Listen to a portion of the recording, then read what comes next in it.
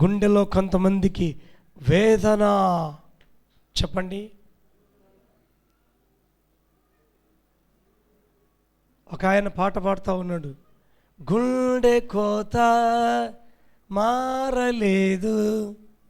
కోత మారలేదంట. ఇంకా గుండె కోత ఎవరన్నా తిడితే కోత పడింది. ఏం పడింది చెప్పండి? వాళ్ళు నన్ను తిట్టారే, వీళ్ళు ఇట్లా అన్నారే, గుండె కోత పడింది. ఇంకొక ఏమంటుంది, మనసు ఇరిగిపోయిందన్నా. ఏం ఇరిగిపోయిందంట చెప్పండి? ఇంకొక ఆమంటది, పెద్దామా, కాలు ఇరిగితే కట్టుంది, చెయ్యి ఇరిగితే కట్టుంది, కానీ మనసు ఇరిగితే కట్టు లేదండి. చెప్పండి. మనసు ఇరిగితే కట్టు లేదు. బైబిలు చెప్తుంది, విరిగిన మనసే నాకిష్టమైన బలియాగం. హల్లెలూయా. ఈ మాట అంటే ఎంత ఇష్టమో నాకు.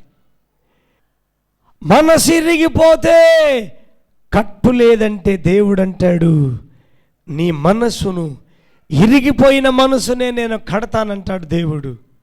హల్లెలూయా. కాబట్టి ప్రియులారా, ఈ నతానియేలు అంజూరపు చెట్టు కింద కూర్చున్నప్పుడే నేను చూచాను. అంజూరపు చెట్టుకి ఒక గుణం ఉంది, అది ఫలములు ఫలిస్తుంది. హల్లెలూయా. చెప్పండి, ఏం ఫలిస్తుంది? అందరూ చెప్పండి. అంజూరపు చెట్టు ఏం చేస్తామా? గట్టిగా చెప్పండి. ఫలములో ఫలిస్తుంది. హల్లెలూయా. ఇప్పుడు మీరు అంజూరపు చెట్టు అనుకోండి, ఏం చేయాలి? మీరు ఫలములు ఫలించాలా కదా అమ్మా? చెప్పండి అమ్మా. ఫలములు ఫలించాలంటే, ఫలములు అంటే మేమేమన్నా చెట్టు అనుకున్నావా? కదలకోకున్న చెట్టు అనుకున్నావా పాస్టర్ గారు? మేము మనుషులము అంటున్నారు మీరు. మనుషులు కూడా ఫలములు ఫలించాలట. హల్లెలూయా. ఒకవేళ ఫలించలేదనుకో, ఆయన నిన్ను చూస్తాడట. అమ్మా చెప్పండి అమ్మా. ఫలములంటే ఏటివి? సో పాస్టర్ గారు చెప్పారు. ఆహా, నాకు తెలిసేలే.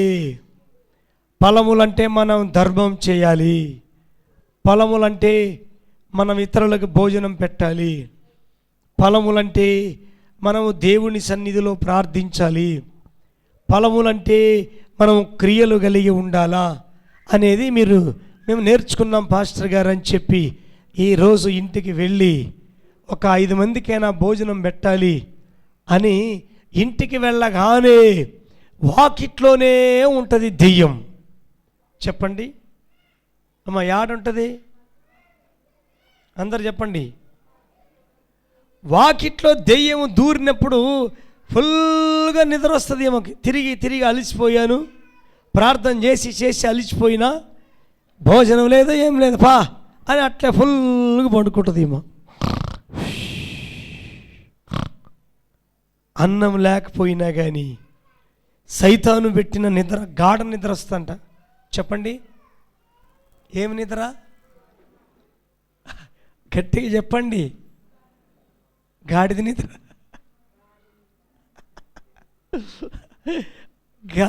గాడిద నిద్రనా గాఢ నిద్రనా? చెప్పండి. గాడిద నిద్రనా? అదే గాడిద నిద్ర.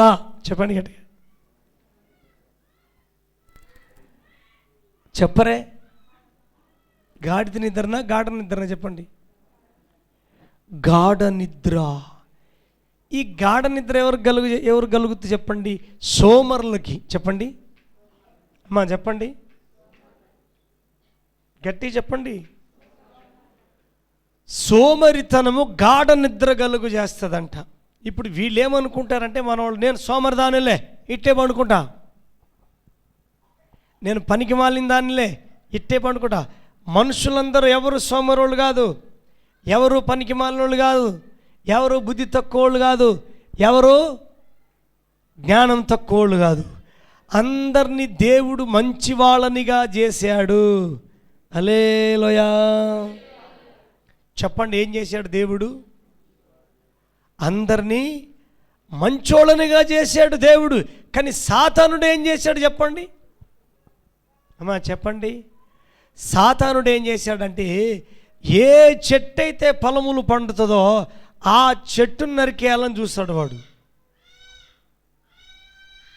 గమనించండి, ఇప్పుడు ఫలములు పండే చెట్టు ఎవరంటే ఏబేలు. గుర్తుపెట్టుకోండి అమ్మ. ఎవరు చెప్పండి బాబు, చెప్పండి. ఎవరు ఫలములు పండే చెట్టు ఎవరు తెలుసా? ఏబేలు. ఏబేలు దేవునికి తొలుచూలు పోటేండ్లను తీసుకొస్తున్నాడు, గొర్రె పిల్లలను క్రొవ్వినవి తీసుకొస్తున్నాడు దేవునికి మంచివి ఇవ్వాలని. దేవునికి మంచి మంచి బలులు, మంచి మంచి కానుకలను అర్పిస్తూ ఉన్నాడు. హల్లెలూయా. బైబిల్లో ఒక మాట ఉంది, నువ్వు ఏమి ఇత్తితే అవి కోస్తావు అని. చెప్పండి, ఏమి ఇత్తితే అది కోస్తావు. చూడండి, నిజంగా అదే జరుగుద్ది. హల్లెలూయా చెప్పండి గట్టిగా. నువ్వు ఏమి ఇత్తితే అదే కోస్తావు. ఇప్పుడు ఏబేలు మందలో తొలిచూలు వాటిని తీసుకొని వచ్చాడంట దేవునికి. అవన్నీ దేవుని జీవగ్రంథంలో ఉంటవి. హల్లెలూయా. ఇప్పుడు చూడండి, ఆ కయ్యను ఏం తీసుకొచ్చాడు చెప్పండి? కుంటివి గుడ్డివి. చెప్పండి అందరు చెప్పండి. కుంటివి గుడ్డివి తీసుకొచ్చినాడంట. మన క్రైస్తవులు కూడా ఏం చేస్తారంటే, ఒకసారి ఒక ఆయన వచ్చాడు పాట పాడనీకి, పుష్పరాజు ఆయన పేరు. 18 సంవత్సరాలు కండ్లు లేవు, పుట్టు గుడ్డివాడు. గుడ్డోనికి దేవుడు కండ్లు ఇచ్చాడు. హల్లెలూయా చెప్పండి.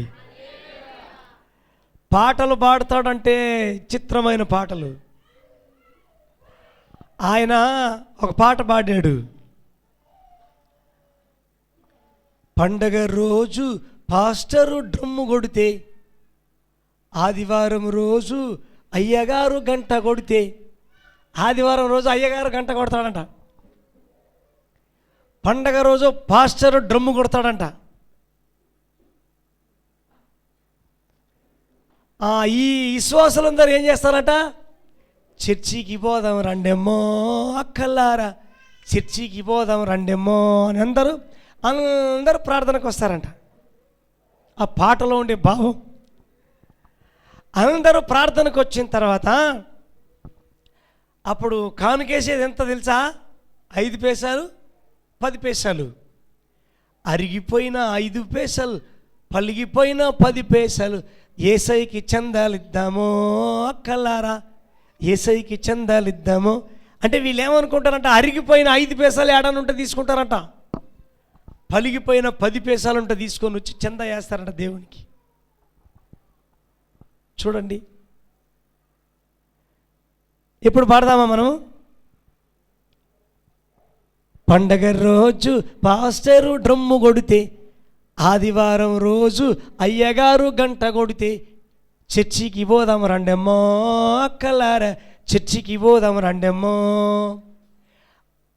అరిగిపోయిన 5 పైసలు, పలిగిపోయిన 10 పైసలు. యేసయ్యకి చందాలిద్దామో అక్కలారా, యేసయ్యకి చందాలిద్దామో. ఏమేమి ఇస్తారట మనోళ్ళు తెలుసా? కొంతమంది మహాపిసినారులు పక్కింటికి తునకల రోజు చూడాలి వాళ్ళని.